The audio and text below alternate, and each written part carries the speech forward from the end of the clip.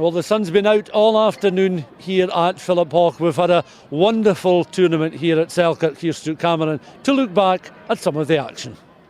5 times winners of K7's events this season, Watsonians needed to finish above Melrose at the Selkirk tournament to claim the overall title. But the draw wasn't kind to them at all, and in round 1 they were up against 7 specialists Jed Forest. When Jed raced to a 14-0 lead by half-time, it looked like the City side were going out of the competition. But a wee chat from their coach Mike Kerr at the interval did the trick, and back they came to finish the match level. Ali Harris needing to land this difficult conversion to tie the scores. It looked like Jed Forest would take the tie when Young scampered clear, but play was brought back for a foot in touch. Watsonians took full advantage of the let-off to get the win in extra time with a sudden death try by Andrew Skeen, and that took them into the quarter-finals where they beat GHA and set up a clash with Melrose, where a win in that semi-final would give them the K7's title. It was tight in that one too, 10-all before Jason Baggett scored this late try, darting over to eliminate Watsonians and putting Melrose into the final.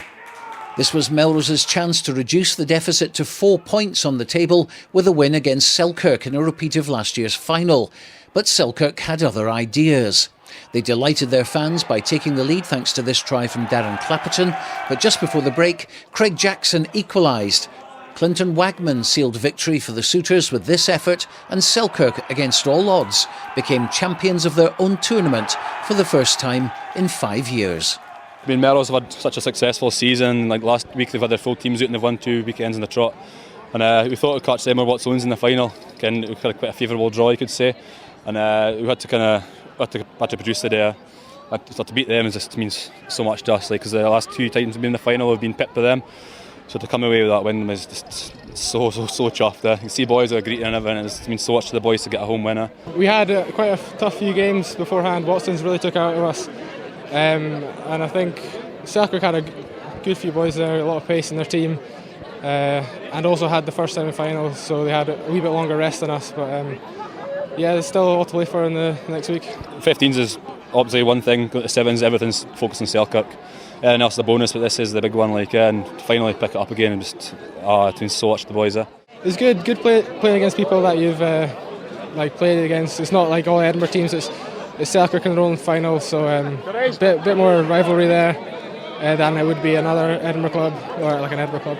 It was taking a while. We've not had the same team out at all, for every week, and even the start of the tournament, we kind of started a little bit. We didn't find a rhythm, but then I think when we meet like Melrose and Arkies as well, they've got more structure. It's like not easier to play against, but you know what's coming, and the boys put in so much effort in that final. The boys are just hanging, but just dug in, and we just got that win in the end. And so the K7s will go down to the wire next Saturday at Jed Forest, but with Melrose dropping points at Selkirk, it means Watsonians need to beat Gala in the first round to secure the overall title.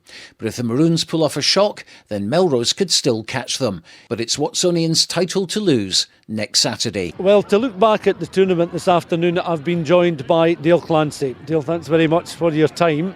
I suppose we'll go back to round 1 and tie number 2, Boroughmuir against Hawick, and discovering shortly after the conclusion of the tie that Boroughmuir were disqualified for bringing on rolling subs, which is one of the rules. I think it was rule number 4 in the Kings of the 7 list of rulings. I mean, they were quite emphatic in their win over Hawick, but that was them out of the competition. Yeah, I think it was slightly disappointing to see Boroughmuir go out then, because obviously they came with a strong squad, and they put in a great performance against Hawick to really put them at the sword. And I think I did see there was a player, Gav Welsh, got injured on the sideline, and then obviously I think they just thought just bring a boy on to cover for him, and it's just a bit unfortunate for them, because I think they had a real chance in the tournament in the top half of the draw.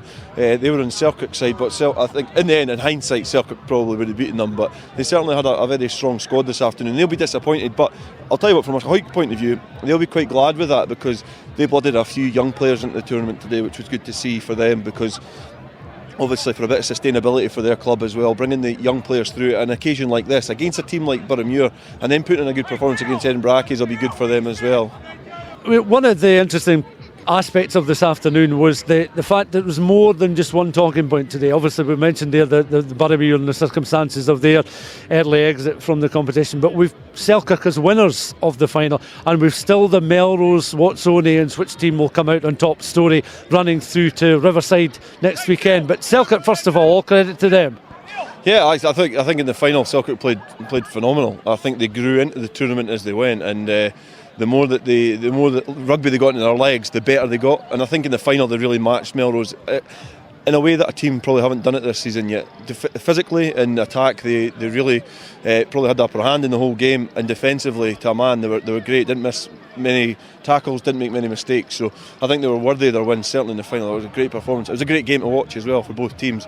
But the whole tournament was littered with good games. The Jed Watsonians game in the first round was worthy of any final. You know, it was a great game to watch. But yeah, there's loads of little bits, and I think it's been good for the Kings of the Sevens that Melrose have been able to catch Watsonians to make it interesting going into the final week. Whether they can topple them now after coming up short in the final, I think it's going to be a big ask, the way that the seeding goes at Jed.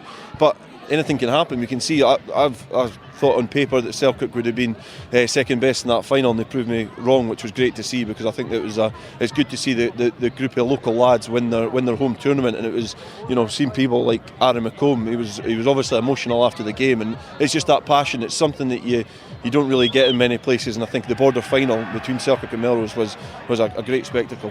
I suppose what this shows as well is once a team is finished with 15s commitments, they can perhaps then focus more attention on the sevens and become stronger and more competitive.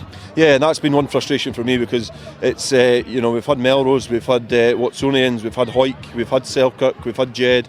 They've all had prolonged. We've had Peebles. They've all had prolonged 15s tournaments, and Kelso, they had a final to worry about as well. So it needs looked at, because you don't get the quality and the level of performance that some people expect from the Kings of the Seven. So if it gets sorted and gets looked at with a group of people with some ideas, it would be great to see what they can do with it, because certainly this is a unique tournament.